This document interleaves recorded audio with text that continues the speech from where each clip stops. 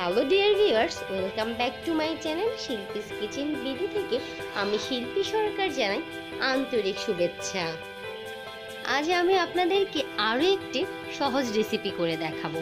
এই রেসিপিটি কিন্তু সকালে বা বিকেলে যে কোনো মুহূর্তে আপনারা খুব সহজেই করে ফেলতে পারবেন। তো চলুন দেখে নেই। রেসিপিটি করার জন্য প্রথমেই আমি একটি বল নিয়ে নিয়েছি, আর বলের মধ্যে আমি এখন 1.5 কাপ ময়দা দিয়ে দিচ্ছি। আমি এখানে 1.5 কাপ ময়দা নিয়ে নিয়েছি। আপনারা চাইলে এটা আটা দিয়েও করতে পারবেন। টেস্ট অনুযায়ী লবণ দিয়ে দিচ্ছি। আমি এখানে একটা মাঝারি সাইজের আলুকে চিকন চিকন করে কেটে এভাবে নিয়ে নিয়েছি, সেই আলুটাই এখন দিয়ে দিচ্ছি। দিয়ে দিচ্ছি টেস্ট অনুযায়ী কাঁচামরিচ কুচি। একটু ঝাল ঝাল হলেই কিন্তু রেসিপিটা খেতে ভালো লাগে। আপনারা কী পরিমাণের ঝাল খান তার উপর ডিপেন্ড করে কাঁচামরিচ দিয়ে দিবেন। আমি এখানে 3টা পেঁয়াজ কুচি করে নিয়েছি। দিয়ে দিচ্ছি সামান্য পরিমাণে ধনেপাতা কুচি। এখন দিয়ে দিচ্ছি সামান্য হলুদের গুঁড়া। আমি এখন পেঁয়াজ কুচি, আলু কুচি, হলুদ, ধনেপাতা কুচিগুলো একটু হাত দিয়ে ভালো করে মেখে নিচ্ছি। একটু ভালো করে হাত দিয়ে ডলে নিচ্ছি। তো আমার ডলাটা প্রায় হয়ে গেছে। এখন আমি এর মধ্যে দিয়ে দিচ্ছি ডিম। আমি এখানে 1.5 কাপ ময়দার জন্য 2টা ডিম অ্যাড করব। আমি এখানে 2টা ডিম দিয়ে দিলাম। এখন একটা হ্যান্ড উইচের মাধ্যমে ডিমটাকে আমি একটু ভালো করে ফেটে নিচ্ছি। আমার ডিমটা ফেটানো হয়ে গেছে। এখন আমি অল্প অল্প জল দিয়ে খুব সুন্দর একটা বেটার তৈরি করে নিব।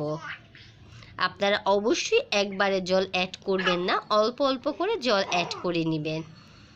বেটারটা এখনও ঘন রয়ে গেছে। দেখুন, আমি বেটারটাকে আরও পাতলা করব, সেজন্য আমি আবারও কিছুটা জল দিয়ে দিয়েছি।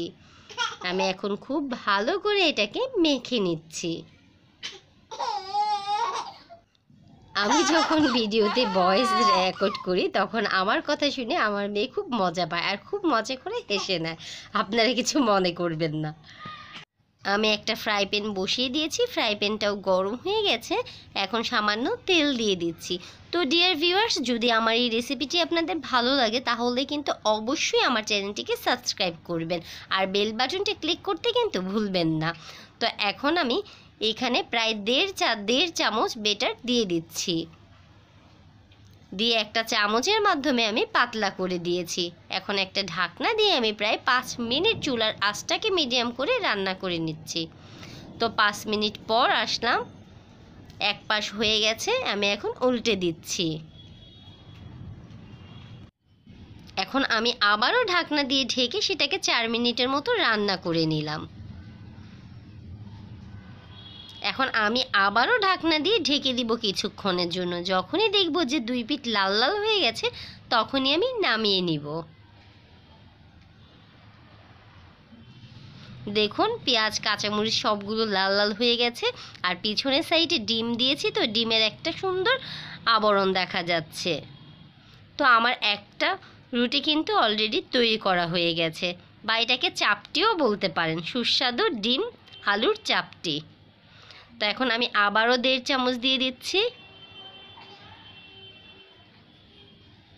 আপনারা চাইলে তেল ছাড়াও কিন্তু এই রেসিপিটা করতে পারেন, শুধু প্রথমে একটু তেল দিয়ে ব্রাশ করে নিলেই হবে কড়াইটাকে। এখন আমি আবারও এটাকে দিয়ে ঢাকনা দিয়ে ঢেকে দিচ্ছি প্রায় 5 মিনিটের জন্য। একটু পাতলা করে দিবেন, তাহলেই খেতে ভালো লাগবে। আর ঢেকে দিলে আলুগুলো খুব ভালো করে সিদ্ধ হয়ে যাবে। এখন আমি আবারও হালকা একটু তেল ছিটিয়ে দিলাম।